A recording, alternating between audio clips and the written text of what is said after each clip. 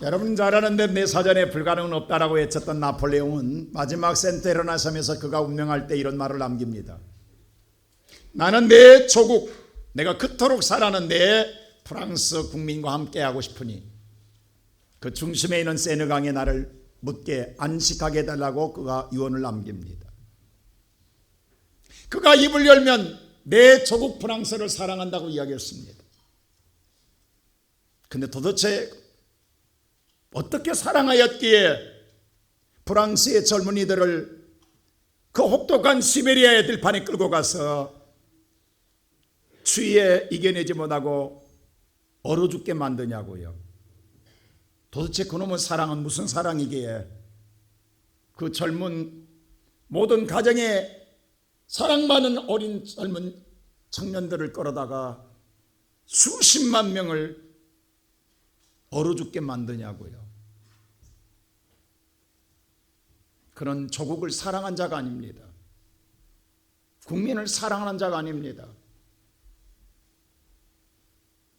자기의 야욕을 사랑했습니다. 야망을 사랑했습니다. 황제의 자리를 사랑했지 프랑스 국민을 사랑한 것 아닙니다. 그와 비슷한 사람 또 한 사람 있습니다. 바로 아놀프 히틀러입니다. 그런 궁중 앞에 호소하는 호소력이 누구보다 강한 힘을 갖고 있는 사람입니다.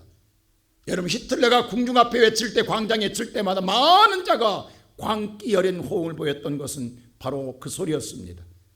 나는 내 조국 독일을 사랑한다고, 게르만 민족을 사랑한다는 소리를 한 번도 빼놓지 않고 그는 힘차게 외쳤습니다. 그 소리 앞에 모든 독일 국민들은 환호했고 따르게 되었습니다. 그러나 그가 사랑한다는 오늘 게르만 민족 때문에 유대인은 600만이라는 참혹한 죽음을 맞이하게 됩니다. 유대인만 죽었느냐? 아닙니다. 그가 사랑한다는 바로 게르만 민족의 젊은 청년들도 수십만 명이 참혹하게 죽음을 맞이하게 되었습니다. 이들의 사랑은 자기 중심적인 사랑이었고, 조국을 사랑하고 세상을 사랑한 게 아니라 자기를 사랑했다라는 것입니다. 이기적인 사랑이었습니다. 많은 자를 희생하게 했고 많은 자를 죽음으로 내몰았고 불행하게 만들었던 것입니다. 오늘 이 시간 예배드리는 사랑하는 성도 여러분, 여러분은 무엇을 사랑하며 누구를 사랑하십니까? 하나님이 우리에게 사랑의 공동체를 만들어준 게 두 가지가 있어요. 하나는 가정이라고 하는 사랑의 공동체요, 또 하나는 바로 교회라고 하는 사랑의 공동체입니다. 아담과 하와를 짝 지어주시고 그들을 생육하고 번성하게 하사 가정의 공동체를 만들어 주셨습니다. 그리고 그 번성하의 민족을 이루게 함으로 말미암아 훗날 성령을 이 땅에 보내셔서 모든 영 앞에 하나 되게 하사 바로 사랑 가운데 모이게 해서 교회의 태동과 함께 사랑의 공동체를 만들으셨습니다. 사탄이 가장 못마땅한 게 바로 이겁니다. 그 사탄은 오늘 이 하나님 만드신 이 사랑의 공동체를 파괴하기 위하여 그것을 향하여 공격하고 수없이 가라지를 뿌려대는 것이었습니다. 사탄이 우리의 가정에, 교회에 가라지를 뿌리게 되면 우리의 사랑의 대상이 바뀌어져 버립니다. 우리가 신앙의 대상이 바뀌어져 버립니다. 그래서 혼란이 일으키고 혼돈이 생겨지고 분열이 생겨지게 되고 불행이 찾아오게 되더라 이 말입니다. 공동체를 이루지 못하는 결과를 가져오게 됩니다. 우리가 오늘 본문에 나와 있는 사람 베드로, 우리 잘 아는데 예수님의 제자 가운데 가장 수제자라고 말하잖아요. 그는 지난날에 어부였다가 예수 만나서 어부의 생활을 던지고 예수님의 제자가 됐던 사람입니다. 그러나 오늘 그가 바로 인간의 연약함과 사탄이 얻는 그 마음을 이겨내지 못함으로 말미암아 그는 오늘 다시 고기 잡으러 베드로, 오늘 예수가 죽고 난 다음에 부활했다는 소식을 알고도 갈릴리에서 예수를 만나러 와서도 오늘 그는 예수를 찾기보다는 고기 잡는데 혈안되었다가 고기 한 마리 못 잡고 실패자로 있을 때에 주님을 만나는데, 과연 베드로는 이때 어부입니까? 제자입니까? 어부도 아니고 제자도 아니에요. 정말 정체성을 잃어버린 모습을 그대로, 어정쩡한 모습을 그대로 보여주고 있는 거예요. 얼마나 불행한 일입니까? 이러한 베드로에게 예수님은 찾아오셔서 하신 첫 번째 말씀이 뭐냐? 바로 내가 나를 사랑하느냐라고 묻습니다. 자, 우리가 읽었던 말씀 15절 말씀 다시 한번 읽어볼까요? 다 같이 한번 시작. 들이 조반 먹은 후에 예수께서 시몬 베드로에게 이르시되 요한의 아들 시몬아 내가 이 사람들보다 나를 더 사랑하느냐. 근데 여기서 보니까 베드로에게 뭐라 하면 시몬의 아들 베드로, 오늘 베드로에게 말하면 시몬의 아들, 오늘 요한의 아들 시몬아 내가 이 사람들보다 나를 더 사랑하느냐라고 주님 묻습니다.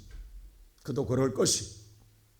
예수님이 오늘 며칠 전에 제자들을 다 모으시고 십자가에 죽기 전에 제자들을 다 모으셨습니다. 한밤중에 모아놓고 이런 말을 해요. 충격적인 말을 합니다. 어떤 말씀을 해놓냐? 오늘 마태복음 26장 31절에 이런 말씀을 하세요. 우리 다 같이 한번 읽어볼까요? 시작. 그때 예수께서 제자들에게 이르시되 오늘 밤에 너희가 다 나를 제자들에게 뭐라고 하냐면 오늘 밤 너희들이 다 나를 버리리라고 말해요. 아니 그들이 우리 예수를 따르기 위하여 오부 직업을 다 버리고 주님을 따라왔는데 무슨 소리 하냐고 지금 예수님께서. 우리가 예수를 버리다니요 말이 되는 소리냐고요. 깜짝 놀랄 일입니다. 충격받을 일입니다. 주님 여기까지 따라오 3년 동안 변함 따라왔는데 우리가 주님을 버리다니요. 여러분 이 말 받아들일 수 있겠습니까? 주님 아닙니다. 우리도 아마 펄쩍 뛸 거예요. 아니나 다를까 성격 급한 베드로 펄쩍 뛰었습니다. 그리고 이 말을 합니다. 뭐라고요? 33절이 이렇게 말합니다. 다 같이 볼까요? 시작. 베드로가 대답하여 이르되 모두 주를 버릴지라도 나는 결코 버리지 않겠나이다. 베드로 뭐라고 하냐면 내 마음과 다 모든 친구들 12명 친구들과 같지 않기 때문에 저들은 모르겠습니다. 그러나 나는 저들 거는 모르겠지만 나는 절대로 주님을 결코 버리지 않습니다. 저들은 모르겠어요. 그러나 나는 그렇지 않습니다. 아주 호언장담합니다. 당당하게 이야기합니다. 사실 이것이 베드로의 마음일지도 몰라요. 그게 베드로의 신앙일 거예요. 근데 예수님 이 말을 듣자마자 콕 집어서 베드로에게 이런 말을 합니다. 34절 뭐라고 한가 보세요. 34절 다 같이 시작. 예수께서 이르시되 내가 진실로 내게 이르노니 오늘 밤 닭 울기 전에 내가 3번 나를 부인하리라. 베드로를 직접 콕 찍습니다. 베드로 네가 다른 사람도 네가 나를 오늘 밤 닭 울기 전에 3번 부인하리라. 이게 말이 됩니까? 베드로 뭐라 하겠어? 이 사람들은 모르겠습니다. 나는 절대로 그럴 일 없습니다. 아니야 너야 네가 3번 나를 부인할 거야. 이럴 때 베드로 속으로 뭐라 하겠어요? 주님 잘못 짚었습니다. 나 그런 사람 아닙니다. 주님 틀리셨습니다. 아마 그랬을 거예요. 성경에는 안 나와 있지만 여러분 같으면 안 그러겠습니까? 근데 놀랍게도 예수님 그 말이 끝나고 난 다음에 잡혀갈 때 베드로 따라가지 않습니다. 따라가긴 따라가요. 근데 성경에 말하면 멀찍이 쫓아가더라. 왜? 혹시 가까이 가다가 잡혀갈까 봐, 같이 갈까 봐, 해를 받을까 봐 두려워서 멀찍이 쫓아가더라고 했어요. 쫓아가서 어떻게 한 줄 아세요? 예수님 가야바 법정에서 오늘 종교재판을 받을 때에 신문당하고 있을 때에 멀리서 보는데 새벽 미명이라 춥거든요. 그래서 어떻게 한 줄 아세요? 오늘 마가복음 14장 67절 이렇게 했어요. 다 같이 시작. 베드로가 불 쬐고 있는 것을 보고 주목하여 이르되 너도 나사렛 예수와 함께 있었다. 쪼그리고 앉아서 불 쬐고 있는 거예요. 불 쬐고 옆에 사람이 한 여자가 이야기하는 거예요. 여인네가 너 얘 나사렛 예수와 같이 있던 사람 아니냐? 라고 묻는 거예요. 그때 베드로 펄쩍 나 무슨 소리 하는 거야? 나 그런 사람 아니야. 자기도 모르게 부인했어요. 그러자 옆에 있는 남자가 또 이야기하는 거예요. 아니야 너도 같은 패거리야. 무슨 소리 하는 거야? 나 그런 사람 아니야. 그래서 다른 사람이 또 이야기 아니야 더 강하게 패거리가 아니라 도당이야 라고 이야기합니다. 그때 저주하고 내가 손에 저항을 짓는다 하고 베드로 부인합니다. 근데 그때 닭이 울어요. 성경은 뭐라고 하냐면 그 순간 주께서 조금 전에 예언했던 말씀대로 닭이 울 때 나를 3번 부인하는 그 말씀이 생각나 밖에 나가 통곡하고 울더라. 내가 이럴 줄 몰랐어요. 결정적인 순간에 주님을 부인할 줄 몰랐다라는 게 베드로가. 얼마나 기가 막힌 일입니까? 그리고 예수님이 3일 만에 부활하셨어요. 그리고 오늘 제자들을 만나셨어요. 또 만나셨어요. 세 번째 만날 때 갈릴리에서 만나는 거예요. 이제 얼마 전이잖아요. 근데 이번에 만날 때 어떻게 하시냐? 주님 기가 막히게 하십니다. 여기서 강조하는 게 있어요. 바로 요한복음 21장 9절 보세요. 어떻게 만나는가 보세요. 자, 요한복음 20장 9절 시작. 육지에 올라오니 숯불이 있는데 그 위에 생선이 놓였고 떡도 있더라. 오늘 예수님이 기다린다는 베드로가 알았어요. 뛰어갑니다. 근데 자기 앞에 누가 있냐? 예수님이 베드로를 기다리는데 불을 펴놓고 기다리죠.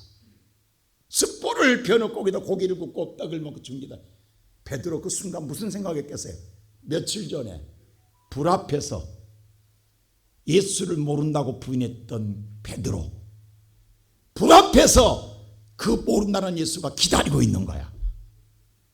주님 기가 막히게 해보세요. 기억하게 하십니다. 아무 말씀 안 하지만 이게 예수님이 만드신 무대야, 무대. 베드로를 위해서. 그럼 베드로는요, 불꽃을 보는 순간, 예수 만나러 갔다가 불꽃 보는 순간 무슨 생각이에요? 내가 며칠 전에 불쬐다가 예수님의 말씀에 따라 예언의 말씀대로 부인했는데 그 예수를 지금 만나야 돼요. 근데 그 예수님 뭐라고 그래요? 요한의 아들 시몬아, 내가 나를 사랑하느냐 묻습니다. 근데 그때 예수님 뭐라고 물으면 이렇게 물어요. 이 사람들보다 나를 더 사랑하냐 물어요. 자, 이 말을 잘 보세요. 지난번에 그랬잖아요. 베드로 뭐라고 그랬어요? 저것들은 모르겠습니다. 그러나 나는 주님을 그럴 일이 없습니다. 주님이 뭐라고 하냐면 너 그때 그랬지. 저 사람들보다 나는 절대 부인하지 않는다고, 더 사랑한다고. 근데 주님이 그걸 되물어요. 너 그때 이렇게 말했잖아. 다시 물을게. 이 사람들보다 지금도 나를 더 사랑해? 라고 묻는 거야. 첫 마디가.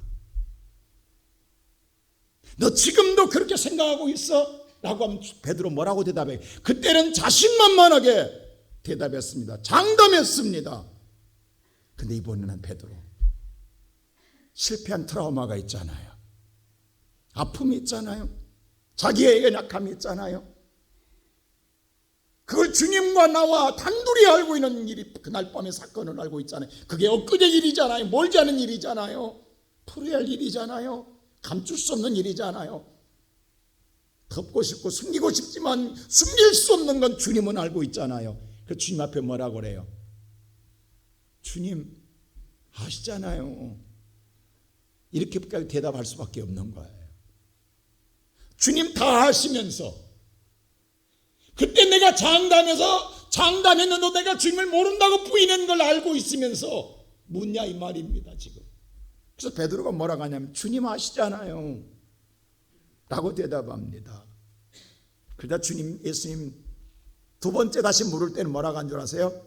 이 사람들보다 말을 뺍니다. 그래 정말 나 사랑해? 라고 묻는 거예요. 두 번째는. 주님이 베드로가 그때 네라고 대답해요. 세 번째 다시 물어봐요. 정말 사랑해? 그때 베드로가 뭐라고 한 줄 아세요? 여기서 문제가 생기는 거예요. 세 번 물으니까 그때 몇 번? 세 번 부인했거든. 그 또 물어 세 번째. 주님은 기가 막히게 기억하게 하십니다.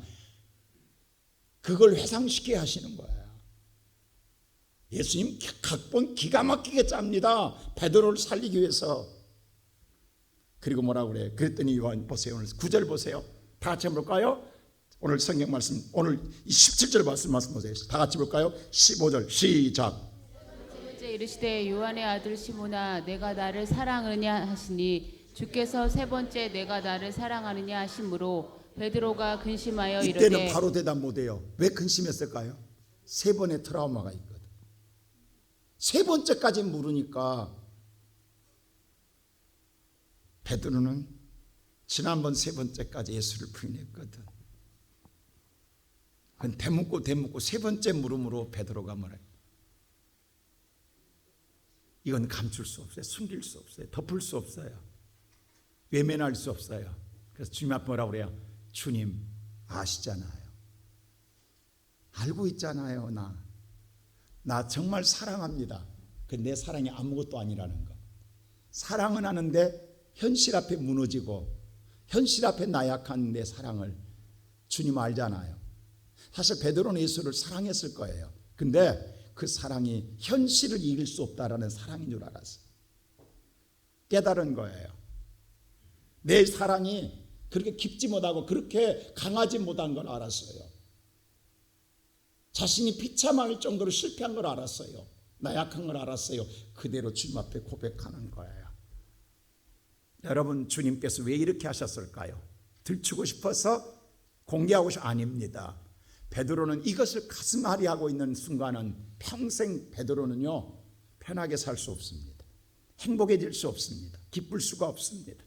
아무리 기쁜 일을 봐도 기쁠 수가 없고 행복해질 수가 없고 좋은 걸 먹어도 맛있을 수가 없어요. 왜? 마음속에 이 응어리가 남아있어요.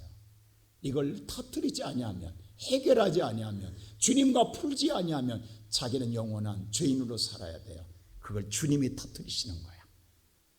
지적하지 않지만 스스로 회상하게 하고 스스로 고백하게 해서 터뜨리시는 거예요. 이게 주님의 치유의 방법이고 회복의 방법입니다. 여기서 주님이 회복해 주십니다. 여기서 주님이 치유해 주십니다. 다시 예수님 묻지 않습니다.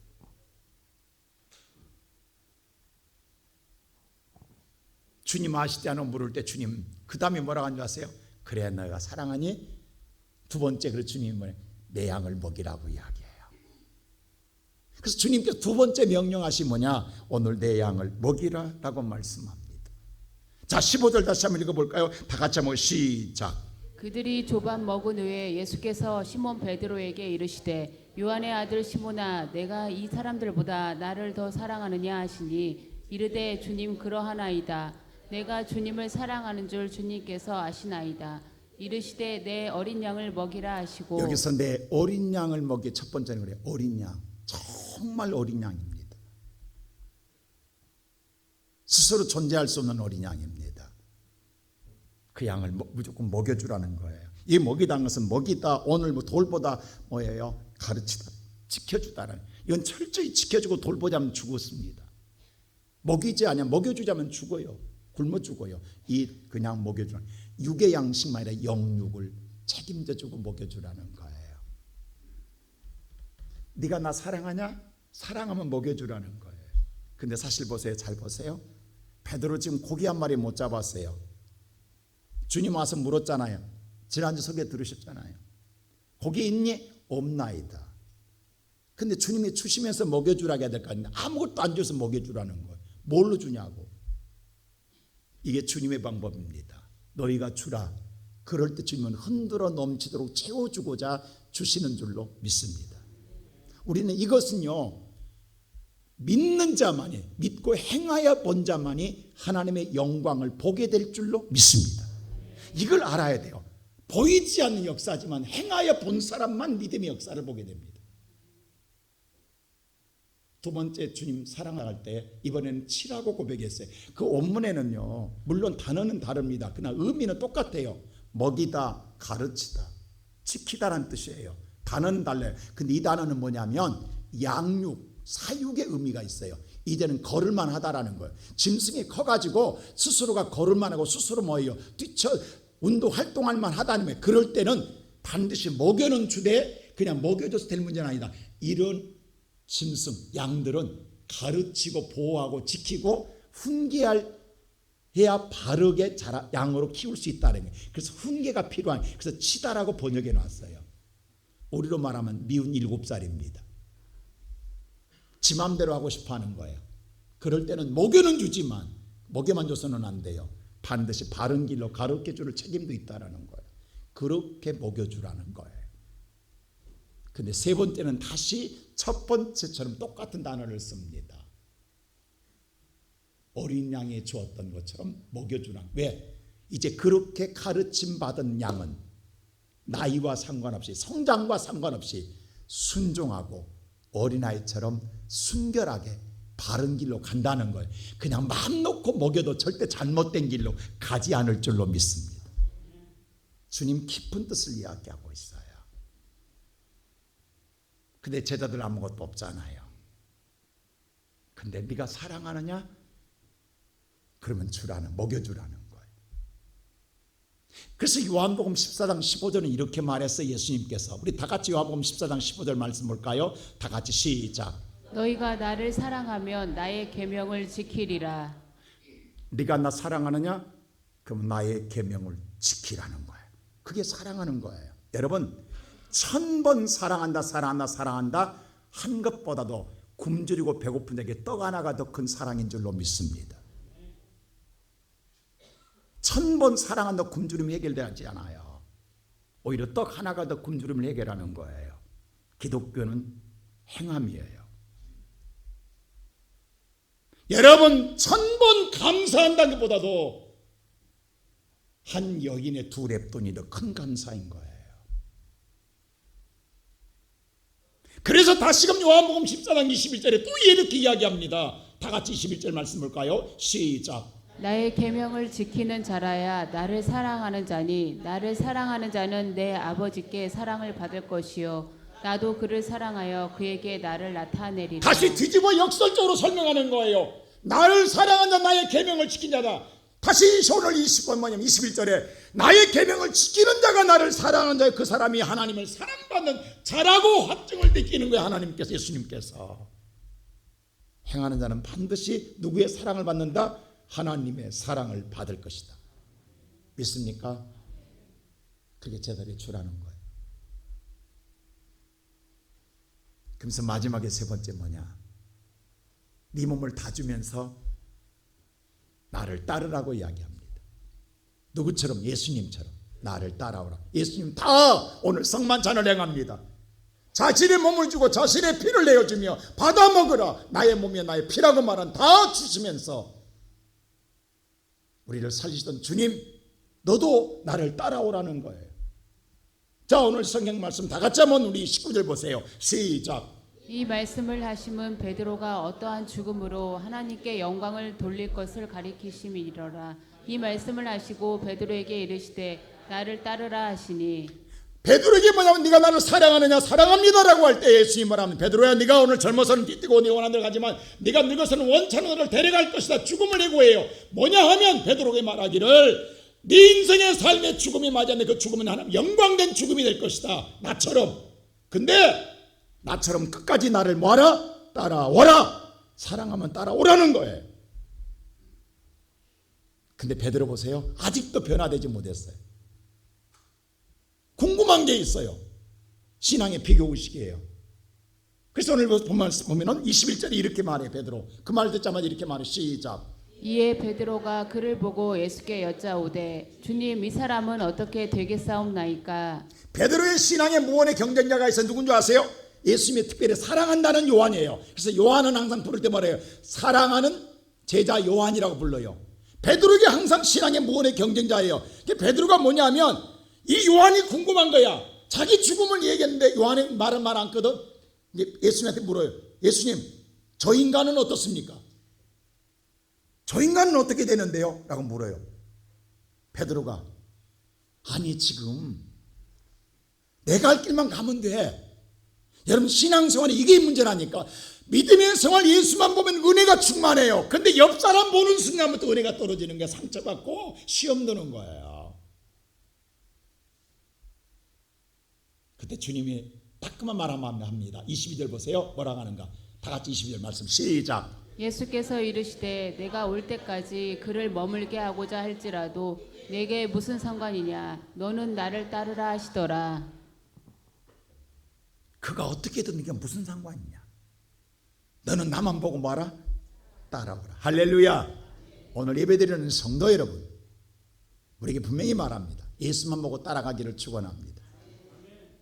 제가 이번에 사모와 함께 기아대책에서 우리 선교사를 파송한 곳에 현지를 답사하라 해서 우리 15가정 10분의 목사님과 함께 사모님과 같이 월요일날 출발해서 어제 돌아왔습니다.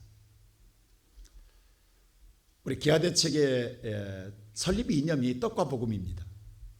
야면 복음만 전해서는 안 되더라. 굶주린 자에게 떡을 주면서 사랑을 주면서 복음을 전해야 들어가더라. 그래서 항상 함께 합니다.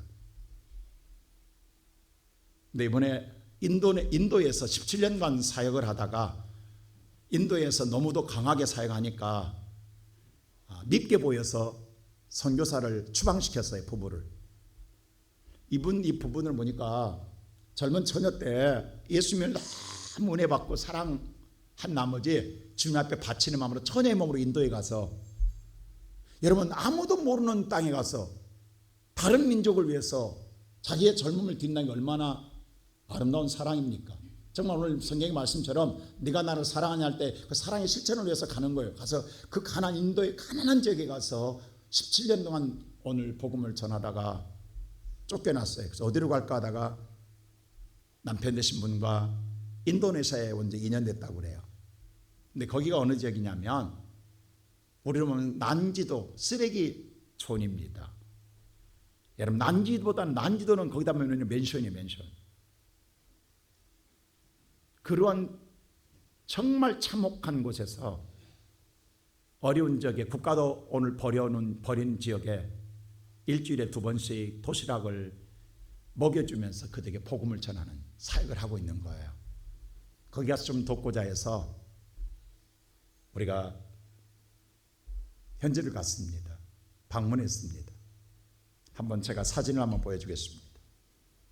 처음 인천공항에 출발할 때 우리 5쌍 목사님 사모님들 사진 기념사진 남겼어요. 그리고 오늘 8시간 비행기 타서 자카르타에 도착했더니 이렇게 환영이 나와서 그 다음 사진 보여주세요. 여러분 인천공항이나 자카르타 공항이 비슷해요. 왜 이랬더니 이 자카르타 공항이 한국에서 지었더라고. 그래서 한국과 시스템이 똑같습니다. 그래서 모형도 똑같고. 거 갔더니 첫날은 좋았어요. 환영. 꽃다발도 걸어주고요. 야, 이거 우리 대우 받는다. 뭐가 다르다. 그래서 정말 생화의 꽃다발도 받아보고 그리고 갔습니다. 그래서 월요일을 지내고 화요일 날 아침, 여러분요, 인도네시아는요 5시면 밝아요. 그래서 아이들이 직장을 5시부터 출근하기 때문에 6시면 이미 아이들을 학교에다 다 보내야 돼요. 아이들을 보내놓고 직장 가는 거예요. 그러니까 학교가 6시부터 맡아요. 그래서 일찍에 7시에 가서 7시부터 있는데, 그 다음날 이제 그 현장을 가기 위해서 센터를 들어갔어요. 센터 가서 기념사진 그 다음 찍었습니다. 그 다음 보여주세요. 이제 센터에서 조그마한 이 방에서, 이 룸에서 땅끝 이 쓰레기 매립장에서 쓰레기를 주워서 먹고 사는 넝마주의 가족들을 식사 640명분을 제공합니다. 만들어서 아침 8시부터 11시까지 준비해서 갔다가, 그날 더운 나라니까 변질되기 전에 바로 만들어서 갖다 전해줍니다. 딱 3가지, 밥 한 공기, 닭 한쪽, 오이 한쪽, 케찹 하나, 그게 전부예요. 근데도 640개를 만들면 얼마나 힘들겠습니까? 저한테 맡겨준 건 딱 이 사진 찍자마자 바로 앞치마 두르기, 그 다음 사진 보세요. 앞치마 두르기 합니다.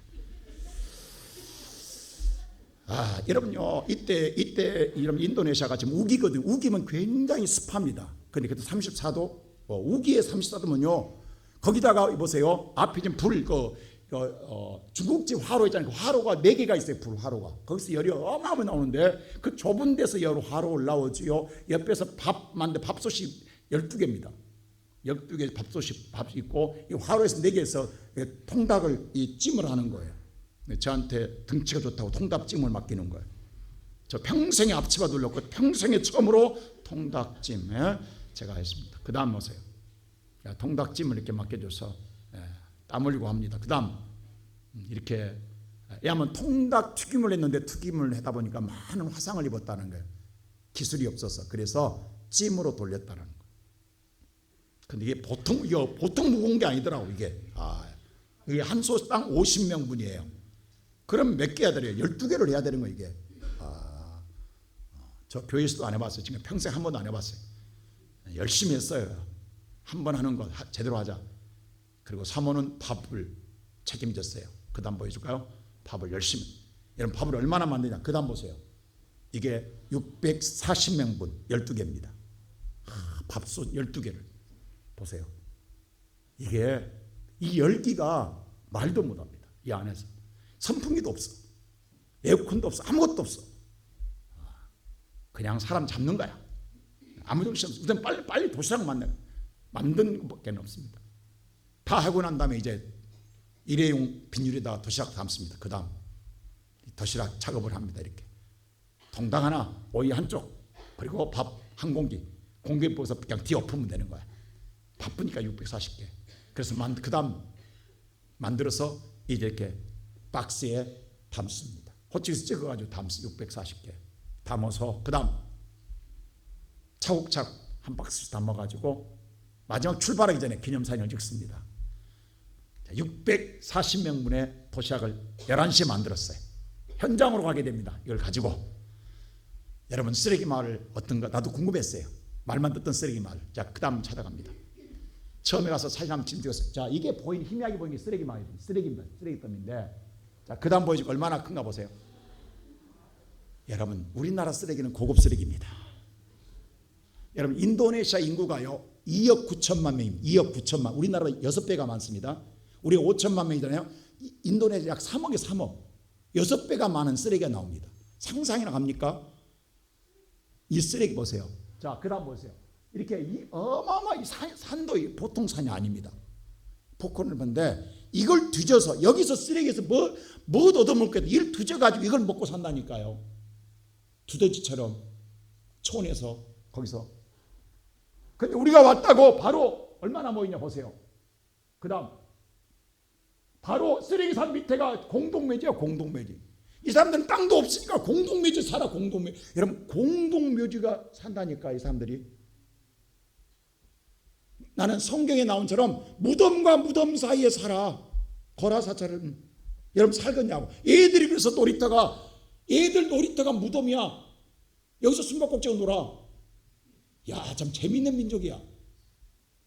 나는 한 가지 아쉬운 거 있어요. 사진 갖고 온 게 아쉬워. 냄새를 갖고 와서 냄새를. 그 향기를 갖고 왔어야 돼. 그 악취. 여러분 생각하세요. 이 더운 습하고 스콜 있잖아요. 비가 오면 계속 쏟아지잖아요. 우리나라 장마철처럼. 거기다가 냄새난 이 쓰레기 냄새가 코를 찔러댄단 말이에요. 근데 여기서 앉아서 밥을 먹겠냐고. 아무리 좋은 밥도 토하지. 머리가 띵하는데 아파 죽겠는데. 선교사님 그래요. 거기만 갔다 머리가 깨진다는 거야. 여러분 보세요. 무덤. 이 무덤에 다 이게 무덤이라. 무덤 밑에 서 있고 여기 앞에서 이제 어디서 밥을 먹는 거 앉아서. 야, 그다음 보세요. 몇 명인가. 이렇게 600선생 줄. 우리 가니까 와 줄 서 있는 거야 이렇게. 도시락 타려고. 그다음 보세요. 애들이고 어린이고 할 거 없어. 다 모이는. 근데 참 감사한 이들은요. 한국 사람들은 팍 터지게 싸울 것 같아. 절대 안 싸웁니다. 아무리 먹는 것 앞에 놓고도요. 예의 지킵니다. 순서 지키고 순서대로 앉아서 먹습니다. 받아갑니다. 그래서 만든 도시락을 나눠주기 시작했어요. 그 다음 보세요. 자, 잠깐. 인도네시아가요 무슬림이 80%입니다. 무슬림은 무섭잖아요. 여러분 세계에서요 무슬림이 가장 많은 민족이 사우디아라비아가 아닙니다. 아랍이 아니에요. 인도네시아가 가장 많습니다. 이거 아세요? 인도네시아가 무슬림이 제일 많아요. 근데 인도네시아는 뭐냐면요, 물론 민주주의이기 때문에 종교의 자유란 말은 있어요. 세계적인 여론이 있기 때문에. 그러나 여러분 신분증에 주민등록증에 반드시 종교란에 자기 종교를 쓰게 돼 있어. 여러분 이 말이 얼마나 무서운 줄 아세요? 무슬림 나라에서 기독교라고 오늘 신분증을 갖고 있으면 어느 관공서에 나갈 때 들이대면 보이지 차별을 받을 수밖에 없는 거예요. 이걸 쓸 수가 없는데도 쓴다는 것은 이건 목숨 내놓는 겁니다. 그리고 절대 전도를 못합니다. 상대에게 종교를 권하지 못합니다. 단 내가 믿는 종교는 자유예요. 그러니까 남한테 권하지는 못해. 그럼 바로 감옥입니다. 무슬림 무섭습니다. 그러니까 뭐냐면 나가 믿는 신앙에 기도는 할 수 있어. 그러니까 너 기도하란 말을 못해. 그러면 도시락을 갖다 줄 때 우리 기도합시다 해 말해 못해. 그냥 놓고 그냥 내가 큰 소리를 기도하면 그들은 기도 끝날 때까지 기다려야 돼. 근데 그건 뭐냐면 너희도 기도 따라서 하는 소리야 그 소리가. 근데 1년이 지나도록 한 번도 안 떠나는데 1년이 지나고 나니까 마음을 알고 기도할 도시락 앞에서 기도할 때 이들 기도합니다. 보세요. 무슬림이 기도하잖아요. 이렇게 해서 전도하는 거예요 지금. 그리고 이제 그 다음 도시락 나눠, 기도 끝나고 나눠줍니다. 만들었던 도시락 열심히 나눠줍니다. 얼마나 행복해한지 몰라요. 한참 나는데 비가 쏟아져 스콜이. 그 다음 보세요. 또 한 번 나눠줘요. 이들은 비 맞는 것 뭐 보통이에요. 우산도 없어. 그 다음 자 이거 다 나눠주고 난 다음에 그럼 도대체 다 끝나고 난 다음에 그랬어요. 우리 자 기다리세요. 좀 기다려. 너무 빨리 가. 자 우리가 그러면 그들 한번 사는 집을 가보자. 그 한번 찾아갔어요. 지금 찾아가는 신방 갑니다. 끝나고. 근데 뭐 쓰레기 마을을 지나가는 거예요. 자 들으세요. 자 이게 지나가는 길입니다. 쓰레기 싸는 것. 이거 팔아먹고 사는 거예요 지금. 근데 가다가 옆에 좀 사람이 작업하더라고요. 그 다음 보였어요. 시간 없기 때문에. 자 사람이 작업하는데요. 이 쓰레기 줍고 있더라고. 자 이게 사람이야. 이게 나는 원숭이인 줄 알았어. 새카매. 왜? 이들은 한 번도 세수한 적이 없습니다. 물이 없어. 세수가 없어. 그냥 새카맣게 사는 거야. 근데 거기서 그 쓰레기 주워서 거기서 분리수거해서 먹고 사는 거야. 그 사람이 속에 들어있다니까요. 얼마나 악취가 나겠냐고. 그건 뭐 보통이야 그건. 그 다음 그 집을 찾아갔어. 야 무덤 벌써 지나갔는데 무덤이야 그냥. 무덤 옆에 사는 거야.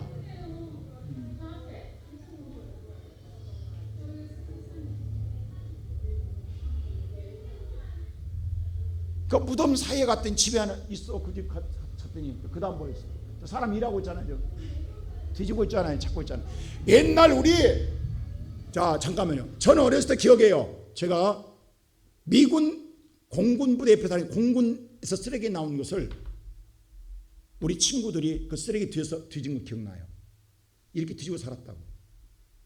우리 때 이 남의 때가 아닙니다. 응봉령 밑에 넝마주이들 있었다고.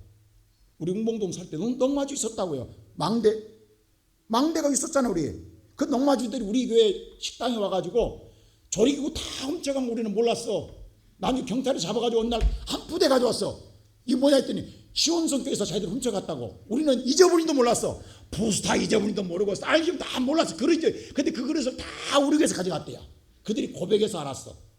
근데 그들이 쓰다 남은 걸 우리가 다 쓸 수 있겠냐고. 그냥 가져가시라. 우리 잊어본 적 없다. 우리 그거 끝냈어요. 그냥 도둑 안 맞았다고. 근데 그 도둑이 양심이 있어가지고 교회에서 훔쳤어요. 근데 우리는 몰라. 지금도 많이 훔쳐도 모를 거야. 주여.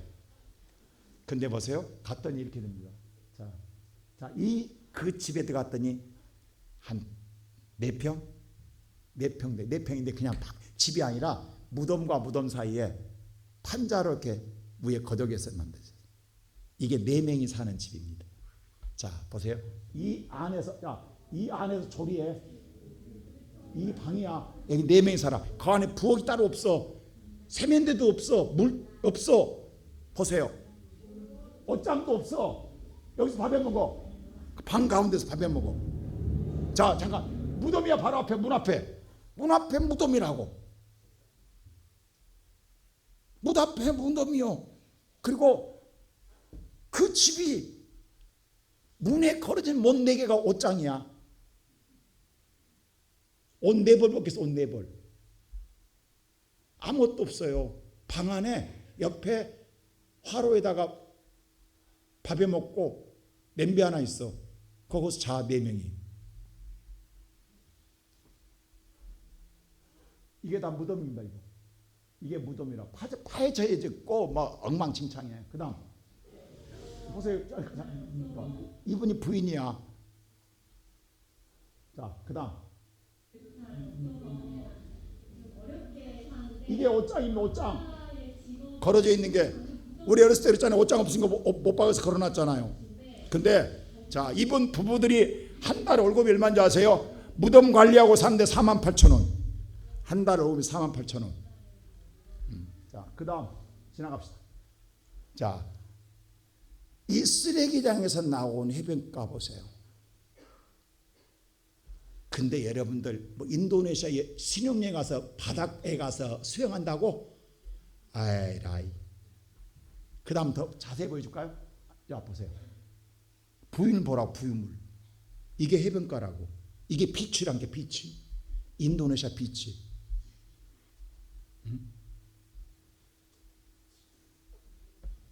얼마나 쓰레기가 많은 거 보세요. 바다가 아닙니다. 여러분 동남아 해변들은 다 이렇습니다. 지금 거의 심각합니다. 오염이. 이게 첫날 화요일날 월요일날 가서 비행기 타고 와서 화요일날 끝났어요. 그래서 수요일날 다른 데 가보자. 둘째 날 어디 가보냐. 자, 우리나라 한국 기업인 한국 도자기, 한국 본차에 있잖아요. 한국 도자기 장로님이십니다. 그 장로님께서 돈을 대서 인도네시아 학교를 지었어요. 그 관리를 못하니까 그 관리를 우리 기아대책에 위탁 맡겼어. 그래서 관리는 기아대책에서 해. 그래서 그 학교를 한번 가보자. 갔어요. 그 학교는요, 인도네시아에서 최고 아이들만 가는 사립학교입니다. 자, 볼까요? 자, 꿈나무 스쿨에서 한국의 꿈나무 스쿨이라고 했어요. 학교 이름을. 그 사인입니다. 얘들은 수준이 다르죠? 옷 입은 수준이 다릅니다. 자, 몇 명이나 있냐? 보세요. 한 400명 좀 넘는 것 같아요. 아이들 교복도 좋고요. 여기는 인도네시아 최상급의 학교예요. 우리나라 반은 교회이고 반은 학교로 했어요. 본차이나 한국 쪽에서 지어준 거예요. 그 다음 자 보세요. 잠깐 스톱. 얘들이요. 그래서 아침 7시에서 매일 강제는 아니에요. 1시간씩 체풀을 해요. 체풀. 이거 하나 때문에 하는 거예요. 1시간에서 예배를 드려요.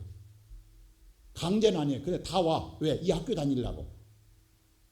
그래서 아침 7시 되면 정확하게 예배를 드려요. 근데 예배 드리는 이들은 찬양을 다 한국말로 합니다. 자, 보세요. 들어보세요.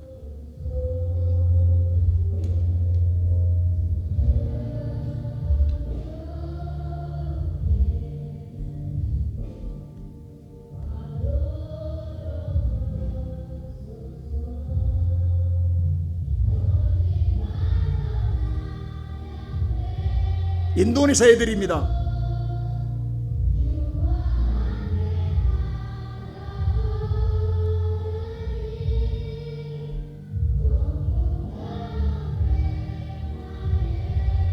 잠깐, 부모는 무슬림이에요. 근데 아이를 좋은 학교 보내고 싶어서 이렇게 함에도 보내는 거예요. 그래서 이게 전도가 되는 거예요.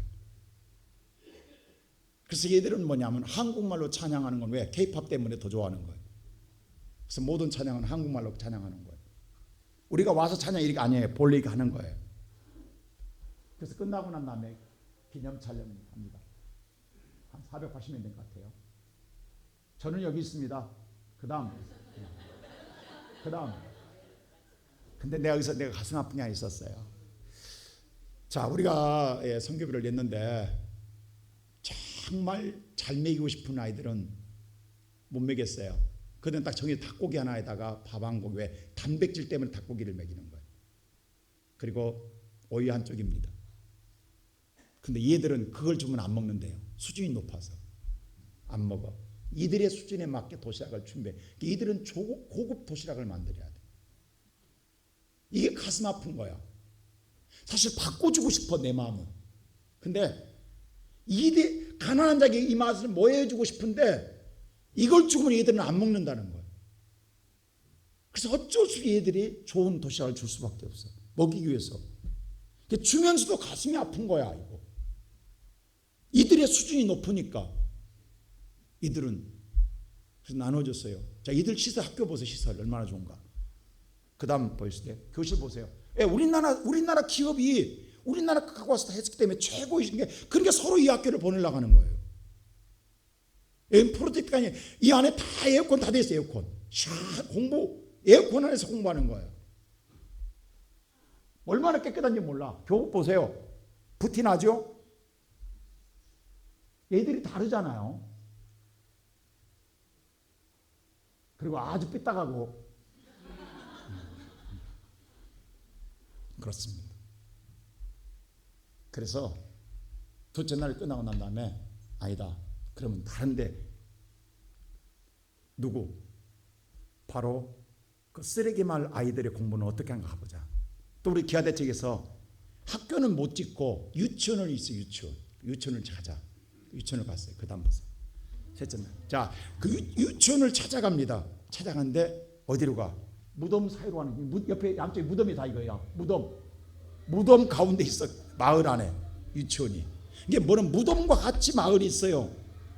이게 지금 이게 유치원입니다. 우리 기아대 측 이거라도 돈 없이 지었어. 우리 기아대 측에서. 여기에 87명이 공부하고 있어요. 87명이 아이들이. 자, 볼게요. 자, 지금 무덤에서 놀다 나와요. 지금 이게 다 무덤이거든요. 어? 기가 막히게 무덤에서 지금 엄마랑 아빠랑 이게 다 나옵니다. 애들이 무덤에서 놀다가 우리 왔다니까 오는 거죠. 엄마 아빠 좀. 여기 다 무덤이거든요. 이게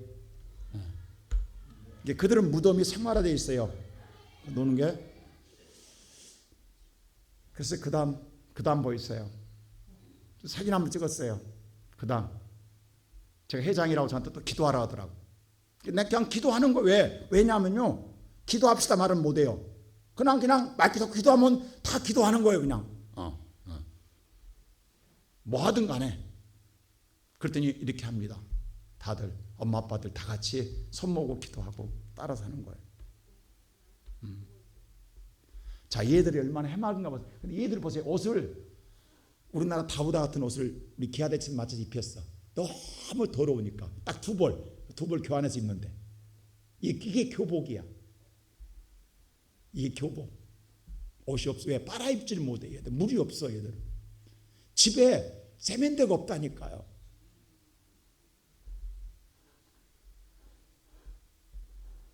우리도 옛날 어렸을 때 1년에 한 번 모욕 2번 했잖아요. 명절날. 똑같은 거야. 그렇잖아요. 우리 언제 모욕했냐고. 얘들은 모욕 안 하잖아요. 그냥 사는 거예요. 근데 얼마나 얘들은요, 순박하고 초롱초롱. 그리고 얘들은 축복받고 싶어서요, 손을 내밀어요. 악수해달라. 그리고 악수하면요, 입에다 뽀뽀합니다. 입으로, 손에다 다 뽀뽀해요. 그게 너무 진실해. 아까 그 애들은 굉장히 거만하고, 이 애들은 똘망똘망 정말로. 근데 이 아내가 에어컨이 어디 선풍기 아무것도 없어. 땀 흘리면서도 얘들은 바람도 안 통해, 공기도 안 통해. 냄새가 쓰레기 냄새에 찌들어 살아. 근데 해맑어, 신났어, 즐거워. 얘들에게 그래서 한 달 먹을 과자를 줬어, 선물을. 그 다음 보세요. 자, 땀 범벅입니다. 그 다음 보세요. 과자 줬더니 신나가지고 자랑하는 거야 지금. 이게 한 달 먹을 과자를 준 거야 지금. 보따리 들고. 이게 얼마나 감사한지 얘들한테는 지금. 신난 거 아니겠어요 지금. 그 다음 보세요. 자, 근데 얘들도 땀 많이 흐르더라고. 얘들도 땀 흘려. 그 다음 보세요. 근데 우리 사모가 이렇게는 행복함을 처음 봤다니까. 냄새나는 아이들을 이렇게 안고도 행복한 게 순수함을 받기 때문에. 그리고 너무 아름다워. 이게 아름다움이야. 다른 게 냄새나고 세수 않고 모욕 않고 몸에서 옷에서 냄새 나는데 그건 하나도 안 느껴지고 그냥 사랑해주고 싶은 거야. 그 다음, 자, 잠깐만. 이게 86명이 공부하는 유치원식입니다. 아무것도 없어. 바닥. 이 좁은 방에 보세요. 아무것도 없어. 그 다음 보세요. 앉아서 하는 거잖아요. 근데 내가 기가 막힌 거예요. 자, 이게 화장실 하나. 87명이 쌤 물었더니 이건 교사가 쓰는. 그러면 얘들은 어디 앉아 했더니 저기 그 어딘지 아세요? 무덤. 노상방뇨. 무덤에다가 싸는 거예요. 무덤. 아무 데나 가서 대소변 놓는 거예요. 아이들은 노상방뇨에 화장실이 없어. 이게 80층이 그 조그만 방에서 들어가면 떠 죽을 것 같아. 아무것도 없어. 기구도 없어. 그게 우리 유치원이야.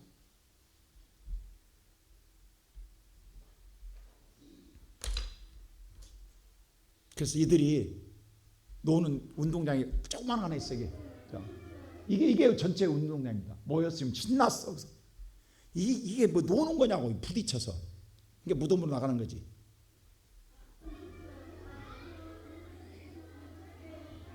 그 선교사님 그러더라고. 이 스레트리가 이거 만든 걸 자랑하더라고. 이거 하나 만들어서 비는 데 막을 수 있다고. 이거 막으니까 뭐라는지 아세요? 돔 경기장 같이 만들어놨대. 주여. 그래서 이들이 사 먹는 전빵을 보고 싶었어 내가. 근데 기가 막히게 있어. 유치원 앞에 전빵집 한번 보실래요? 이게 전빵집입니다. 팔고 있잖아요, 할머니. 근데 이게 전체가 전빵에 전체 파는 과자 전체입니다. 몇 개나 되겠어? 이게 안에가 진열된 게 없어. 안에 하나도 없어.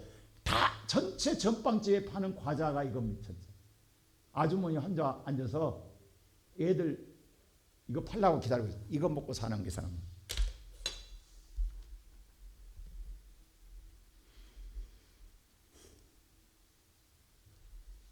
극과 극을 보고 왔습니다.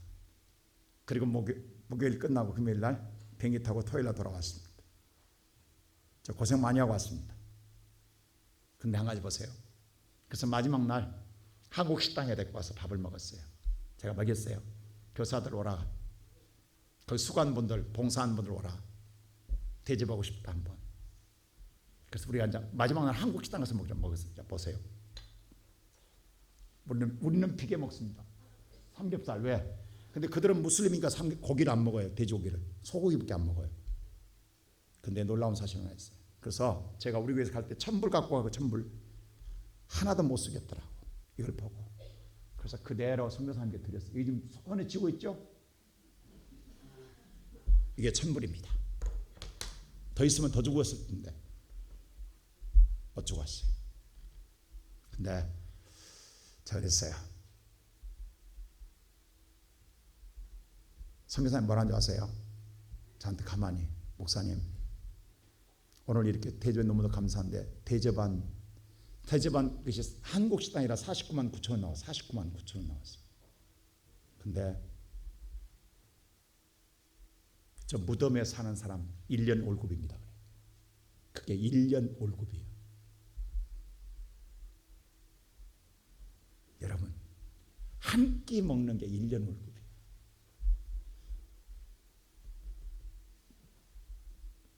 그래서 와가지고 사모가 밥하다 울고 뭐하다 계속 우는 거야. 그거 생각나니까 저도 지금 계속 아직 그 감정이 안 사라져가지고 잘 좋은 걸 못 먹겠어. 지금 아직 그 감정이 안 사라져서 그 애들이 기억나고 머릿속에 아른거려서 지금은 야 도시락 통닭 하나 더 넣어줄 수 있는데 여러분 난 한 가지 말합니다. 우리나라 100년 200년 전 이야기 아니라 엊그제 우리 이야기입니다. 우리에게 넉마주의가 있었고 쓰레기 주웠어요. 난지대 쓰레기 주웠다고. 여러분 오늘 여기 앉은 성도 여러분 원망하지 말고 못 산다 하지 말라고 불평하지 말라고 감사하라고. 우리 지금 감사를 잃어버렸어. 우리가 너무 지금 이런 엄청난 일이 우리 있었는데 그게 우리의 세계에 없었는 줄 안다고. 제가 다른 말 한마디도 안 나와. 하나님 감사하다밖에 안 나와. 이 나라 이렇게 축복해 줬는데 우리 감사 잃어버렸습니다. 우리 옛날 그게 20, 30년 우리의 모습이었습니다. 우리의 형제들이 우리의 부모들이 저렇게 살았습니다. 근데 우리를 이렇게 이 나라 예수 복음 들어와 가지고 이렇게 엄청난 복을 받았는데 지금 우리 감사 잃어버리고 원망 불평하고 산다. 없다고 못 산다고 못 먹는다고. 쓰레기 바닥에서 여러분 오늘 공동 여러분 정말 그 묘지 옆에서 앉아서 밥 먹어보라고 한번. 그게 먹어지는가 냄새 속에서 악취해서. 그래도 해맑게 웃으면서 감사하다고 그래. 고맙다고. 그것도 매주 못 가고 일주일에 2번밖에 못 가는 거예요. 그것만을 기다리고 있다는 그들은. 그 도시락 오기만을. 사랑하는 우리 성도 여러분, 다음 주가 추수감사절입니다. 나는 이번 감사절은 그 때마다 뜻깊게 여러분 다른 때보다 이번 감사절은 조금이나마 그 선교사님 12월 달 온다길래 좀 돕고 싶습니다. 그런 마음으로 여러분들 못 가지만 여러분들이 이번 감사는 정말 나의 인생의 삶에 있어서 힘들고 어렵지만 화장실도 세면장도 수도꼭지 묻는 물도 없어요. 부엌도 없어요. 방에서 밥해 먹고 세수 없고 하지 않고 옆에서 누워 자며 오늘 또 해맑게 웃으며 감사하는 그들이 있어요.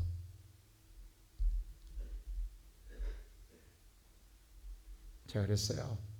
예수 사랑한 것 때문에 같은 피도 안 섞인 그 민족을 사랑하기 위하여 그곳에서 그 냄새를 맡으며 네가 먹을 것을 주라는 그 말씀에 따라 오늘 또 선교사님 부부는 그 일을 하고 있어요. 주의 길을 따라가고 있어요. 우리도 그 길을 가야 되지 않겠어요?